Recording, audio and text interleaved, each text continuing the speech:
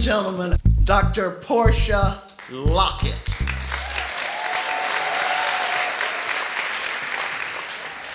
I can remember vividly like it was yesterday. I'm standing in my mother's kitchen, surrounded by pale yellow walls. I've got 2 pigtails and bows on each one. And I'm standing there, and I'm looking at some of the wooden engraved affirmations that my mother had in her kitchen. And these affirmations simply represented who she thought she was as a queen. You see, one of them said, "I'm the queen of this kitchen. I reign supreme. If you don't like it, starve." The other one said, "Today is the tomorrow. You worried about yesterday."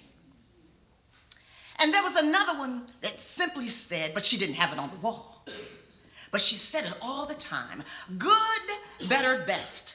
Never let it rest until your good is better and your better is your best." You see, my mother had this whole queen thing down way before you and I were even born. You see, my mother, she was deep. My mother walked like a queen, like Nefertiti. She smelled like a queen, like sweet honey. But on Sundays, it was flower bomb or diamonds. Now, my mother, she even spoke like a queen. She was calm, and she could command any audience that was in front of her. You see, when you called Trinity 18096, y'all remember that? Her voice would come on the answering service, and it would say, "Hello. You reached the house of love, joy, peace, and happiness, health, wealth, and wisdom. Leave a message if you will. Love." You see, I learned a lot from my mother. And often she would stand in her kitchen with her 25-inch waistline with a beautiful apron wrapped around it. My mother loved colors, and she also loved music. So she was always singing something. But this particular day, on many days, she would call for my sisters and I. And she would start off singing like Brenda Lee, Stephanie Gayle, Portia Marie. And we'd come running to the kitchen, right into this aroma of chicken and dumplings with a big, huge pot on the side of green beans, all seasoned to the T.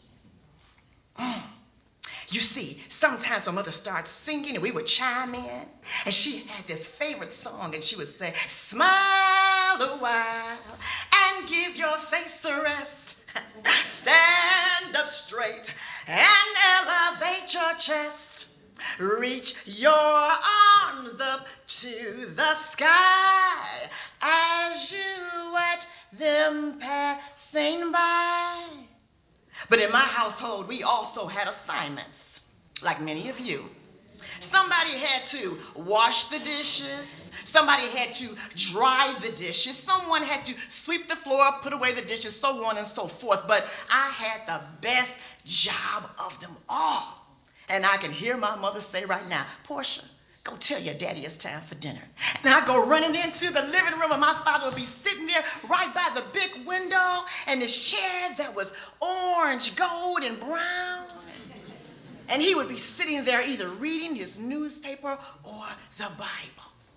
And I would run him to my daddy, and I would say, "Daddy, Mama said it's time for dinner." And he would come in and sit down at the head of the table. And he loved every meal that my mother prepared for him. He would start eating. He would close his eyes, and sometimes he would suck all the bone and the bone marrow off the chicken bone. He really enjoyed it. And I learned at an early age, too, that queens deserve gifts. You see, every time my father got paid, he would bring home something like roses or a sweet, beautiful decorated handkerchief or some sexy nylon stockings or something like a pendant, just to show that my mother was someone that he really appreciated. Thank you for making my life worthwhile coming home to every day, baby. And my mother would often lean in with her sensual, sexy self and kiss him on the lips and leave a mark with her red Maybelline lipstick. Now, I also discovered at an early age that the way to a man's heart was through his stomach. I was taking notes, y'all. But I also discovered that queens don't always smile. Queens sometimes cry. And I remember when Martin Luther King Jr. passed. My mother was sitting there on the couch watching the ceremony, and tears were streaming down her cheeks as if she really knew him. But then her arms went up and she started waving her hands when Mahalia Jackson starts singing.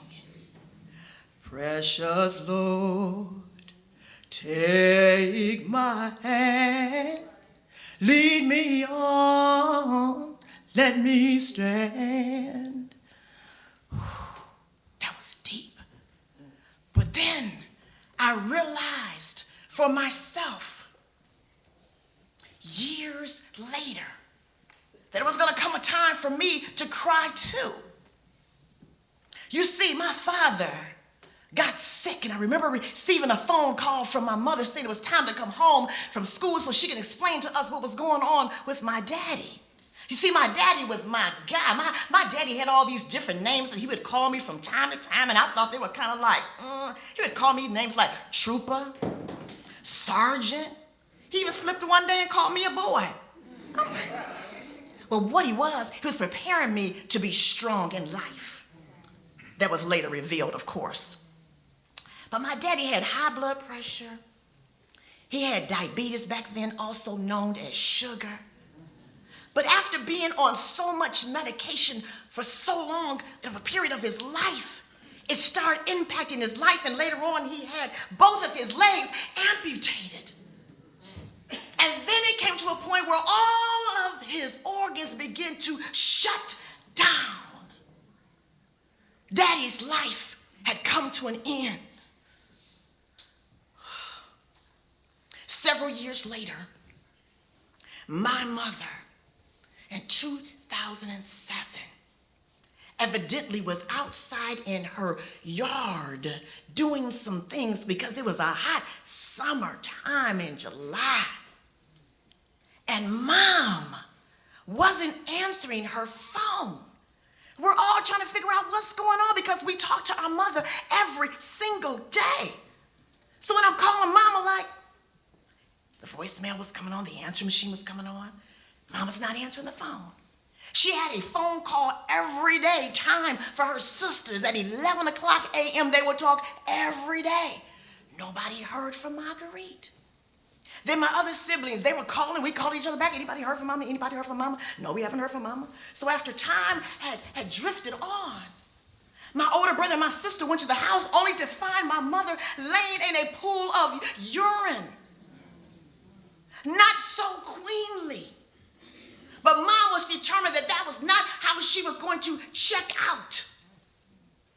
What she revealed to us is that love kept her alive. Because after hearing her message on the answering machine saying love, the only response we could have was, love you, Mama, love you, Mama, love you, Mama. Love you, sis, love you, sis, love you, sis. Love you, Mama Mac, love you, Mama Mac, love you, Mama Mac. All this love, she said, love kept me alive. But then in 2008, Mama's life came to an end. And when I tell you we sent my mother off like royalty, like the queen that she was, we did. You see, At the beginning of her ceremony, we started off by the African drummers playing.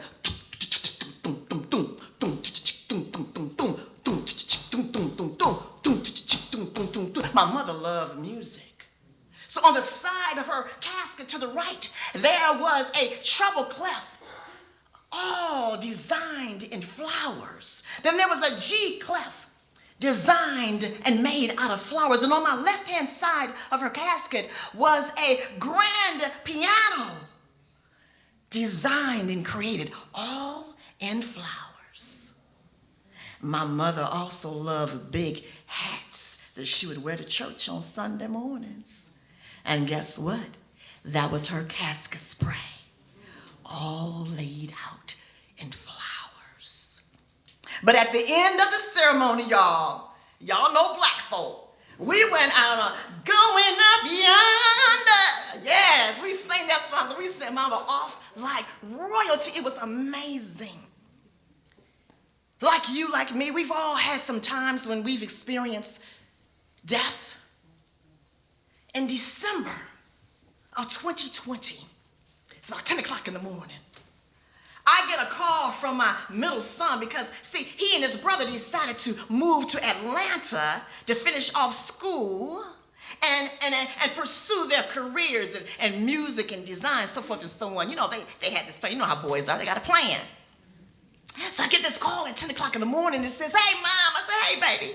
How you doing?" He said, "I'm doing good, OG." He said, "Let me tell you, everything in life is all coming together. It's like I'm getting these phone calls from producers and other people who are in the music industry. Somebody wants to partner with me with my line of clothing. Me and my boy getting ready to partner and buy some property together. Me and the old girl doing good. I'm about to be a daddy. Everything is coming together. I just feel like I'm just on top of the world, on top of the world." He said, "Mama, I'm going to make you proud." I said, "Baby, you've already made me proud." He says, "No, you ain't seen nothing yet." But anyway, I just called to say I love you. I said, "I love you too, baby." About 6 hours later, I get a call from his younger brother. He's like, "Mom!" Like, "What, baby?" "Mom, Azel's been in a car accident, and they took him to Grady Hospital." I'm like, "What?" So I call the hospital. I'm like, hey, my son has been brought into the emergency room. He's been in a car accident. It was like, "Hold on, let me transfer you." I get to the emergency room. The clerk answers the phone. "Hello?" I said, I'm trying to get some information on my son. "I understand. What's your phone number? Because somebody's going to have to call you back." No compassion. So like most mothers, when you know your children's in a little bit of trouble, what do? You start praying, "Father God, in the name of Jesus, I need you to work this thing out." Then the phone rings. "Hello? Miss Lockett? Yes, I'm sorry to inform you that your son did not survive the accident."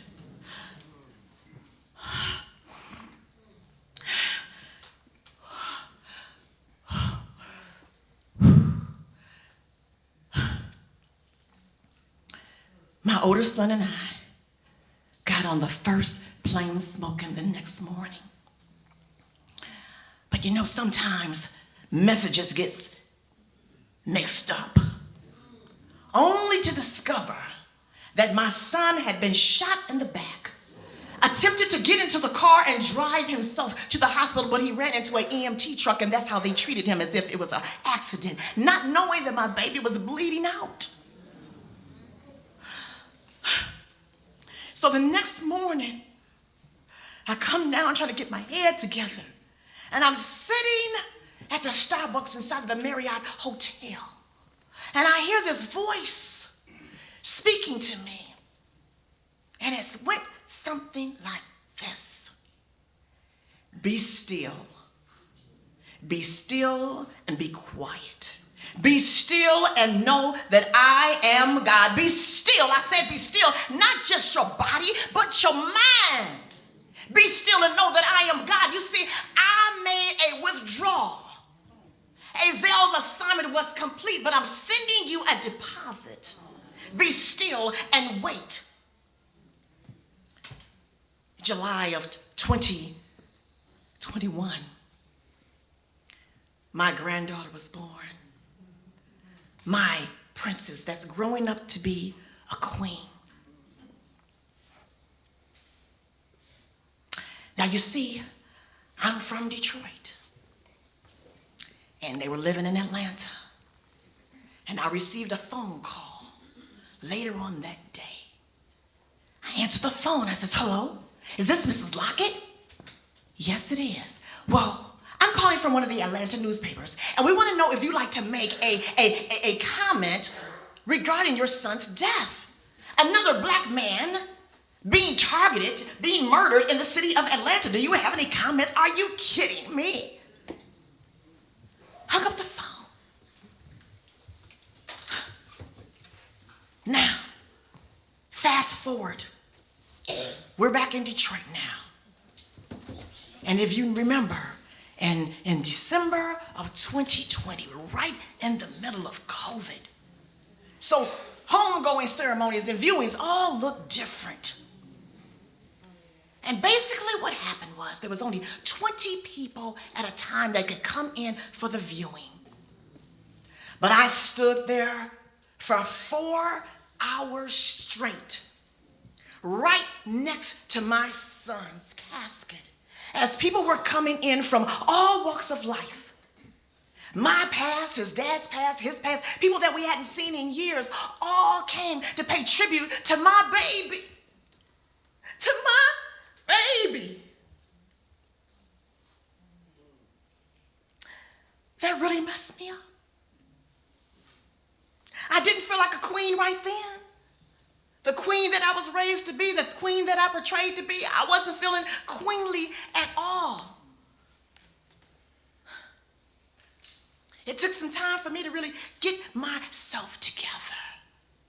And I remember one morning waking up, and I had to tell myself, Portia, we need to have a conversation. And I don't know about you, but sometimes I have to look dead smack in the mirror and have a conversation with myself. And this particular day, because it was going on day after day after day after getting some counseling and some therapy in, I'm just like, man. And I think I told you all that I used to do a lot of writing. I don't know if I did or not, but I did.